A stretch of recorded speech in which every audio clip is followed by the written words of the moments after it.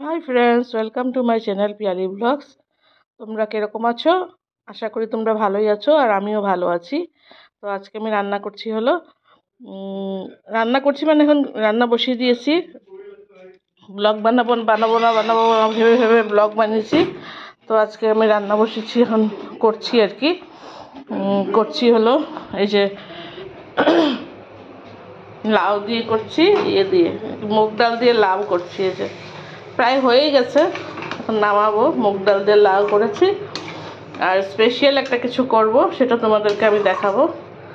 মানে এটা আমি রান্না করার সময় তোমাদের সঙ্গে শেয়ার করব, তো দেখতে থাকো।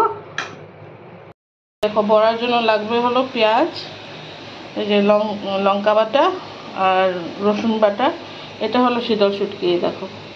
আর এটা পাতা, স্কোয়াশের পাতা আছে না, স্কোয়াশের পাতা নুন দিয়ে ভিজিয়ে রেখেছি, ধুয়ে নুন দিয়ে ভিজিয়ে রেখেছি।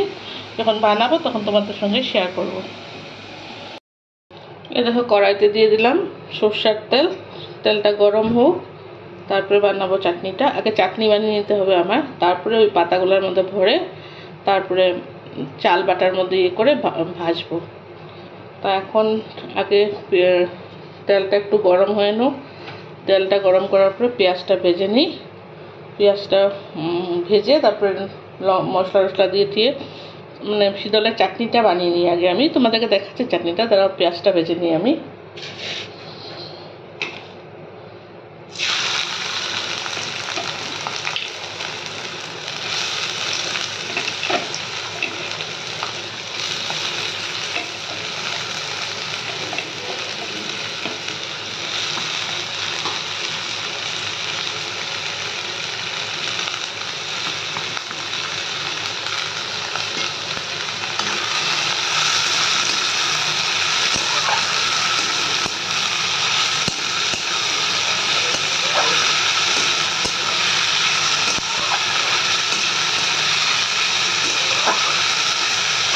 পেঁয়াজটা যখন তেল ছাড়বে তখন মশলাটা দিব।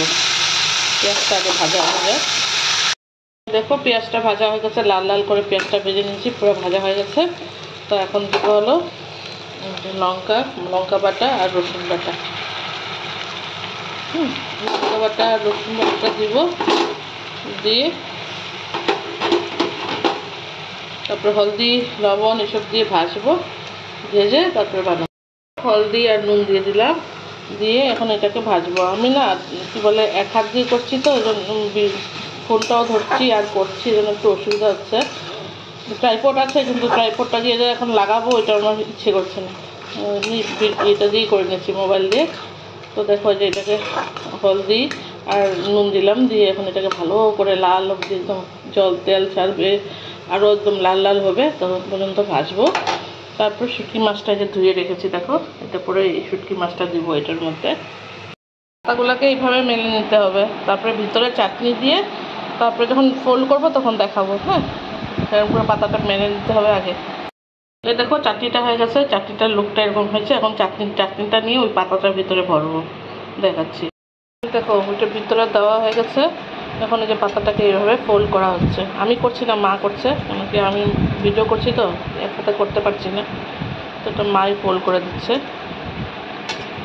এইভাবে ফোল্ড করতে হবে, এটাকে ফোল্ড করে তারপরে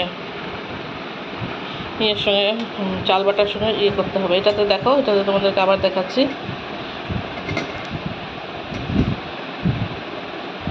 এই যে এরকম করে পাতার ভিতরে চাটনিটা দিয়ে তারপরে পাতাটাকে এভাবে ফোল্ড করতে হবে। ওটা করে পাতা এরকম মেলে নিতে হবে। আর আগে নুন দিয়ে ভিজিয়ে ভালো করে ধুয়ে নুন দিয়ে ভিজিয়ে রাখতে হবে পাতাটাকে, তাহলে সফট হবে। দেখো হয়ে গেল, এরকম করে সবগুলো বানিয়ে নিব। দেখো, এক কয়টা বানানো হয়ে গেছে, আর একটু আছে বা আর নাই বোধহয়, শেষ হয়ে গেছে। এই কটা বানানো হলো, পাতা বেশি দেওয়া হয়ে গেছে। পাতা আজকাল পাওয়া যায় না, বহুত কষ্ট করে জোগাড় করা হয়েছে এইটুকু। তো এইটুকু হলো বড়া। এই যে ব্যাটারটার মধ্যে, এটা হলো চালের ব্যাটার। হ্যাঁ, এটার মধ্যে করে, এটা কিন্তু কিনা ব্যাটার না। হ্যাঁ, আমি চাল ভিজিয়ে বেটে করেছি, তো ওইটাতে বেশি ভালো হয়। তো এটার মধ্যে এরকম করে লাগিয়ে নিতে হবে চালটা, তারপরে যে কড়াইয়ের মধ্যে দিয়ে ভেজে নেওয়া হবে, ভেজে উঠিয়ে নেওয়া হবে।